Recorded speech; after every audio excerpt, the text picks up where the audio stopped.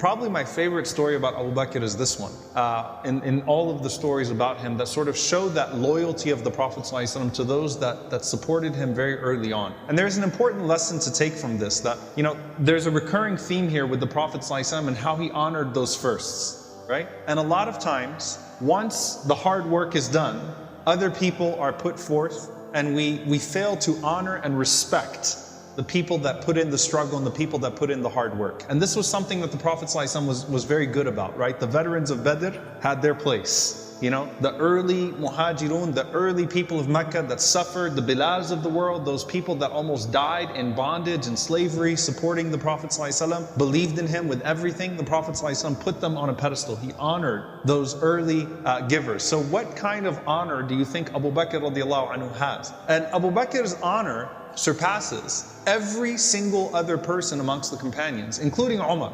The Prophet ﷺ was sitting in the masjid, so put yourself in the masjid of the Prophet ﷺ, sitting there in Medina. And Abu Bakr radiallahu anhu walked in, and he was holding his garments, so he was holding his lower cloth, and you could see his legs, and he looked visibly upset. He looked like he was nervous, he looked like he was hurt, he looked like he was upset. The Prophet ﷺ looked at him and he said to the companions around him, it looks like Abu Bakr got into an argument.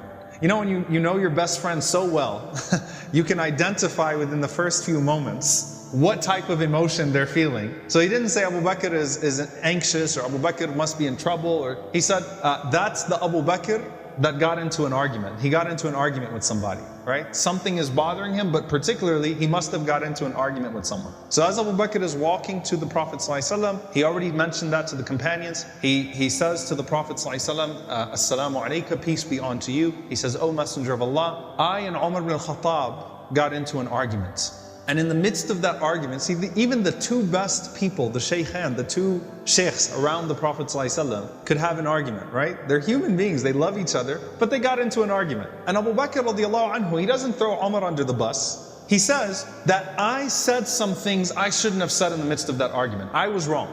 He's making it very clear. He doesn't say, you know how hot-headed Umar is. He doesn't take a shot at Umar. He says, I said some things that I should not have said, and I regretted it, and I apologized to Umar. So I asked Umar to forgive me, and he refused. So I'm coming to you to help me get his forgiveness. You see what's happening here? So I was wrong, Umar was right, but when I apologized, he was so upset that he didn't accept my apology. So I'm asking you, Ya Rasulullah, to help me seek that forgiveness. So the Prophet ﷺ put his hand on Abu Bakr's shoulder and he said, غَفَرَ اللَّهُ لَكَ يَا أَبَا بَكْر, Allah will forgive you, Abu Bakr. And he said it to him 3 times, calming him down, don't worry about it, Allah forgives you, right? So that's the first thing. And as he's saying that, Umar radiallahu anhu, right after he had the argument with Abu Bakr, he felt bad about it, that he didn't accept his apology. So he went to Abu Bakr's house to find him, to tell him I forgive you, and he didn't find him there, so he went to the masjid. Umar radiallahu anhu walks to the masjid, and as he walks into the masjid, the Prophet ﷺ locks eyes with him, and the Prophet ﷺ looks extremely upset. Abu Bakr looks at the Prophet ﷺ locking eyes with Umar radiallahu anhu, and he says, Ya Rasulullah, I was wrong. It was me, it wasn't him. He didn't do anything wrong. I was the one that messed up. Ya Rasulullah, it's okay. Just that connection, you know, you could see that the Prophet ﷺ was visibly upset with Umar radiallahu anhu. So Abu Bakr radiallahu anhu was saying, I was the one who wronged him. And as Umar radiallahu anhu walks up, listen to what the Prophet ﷺ says to Umar ibn Khattab radiallahu anhu. And there are very few times you're going to see the Prophet alayhi salatu wasalam admonish a man like Umar, who he loves and honors to that level, to that extent. He says to him, listen, إِنَّ اللَّهَ بَعَثَنِي إِلَيْكُمْ فَقُلْتُمْ كَذَبْتَ. Allah sent me to all of you, and you people said, you lie. He lies. You denied me. وَقَالَ أَبُو بَكْرٍ صَدَقَ.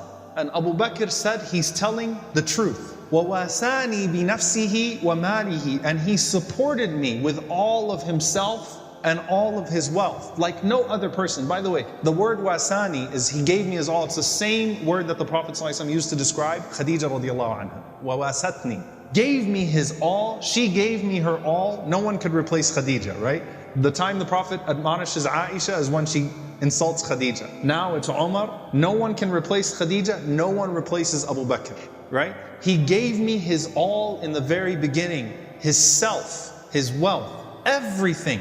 And the Prophet ﷺ puts his hand on Abu Bakr radiallahu anhu and he says, فَهَلْ أَنْتُمْ تَارِكُوا لِي صَاحِبِي? Are you people going to leave my companion alone? Can you imagine he's saying that to Umar radiallahu anhu? Will you people leave this man, this friend of mine, alone?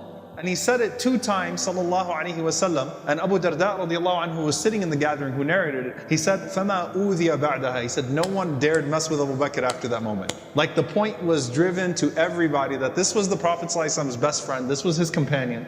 And the Prophet had a special place for him that no one messed with him. Now, realize the Prophet ﷺ was not speaking to the substance of the argument that transpired in the first place. He was speaking to Umar radiallahu anhu's reluctance to forgive him and saying that this man had no reluctance in believing in me. And so you should have no reluctance in forgiving him just because of his status with me, radiallahu ta'ala anhu. And again, that same word of wasani, that he supported me, he gave me his all when no one else would give me anything, was very special.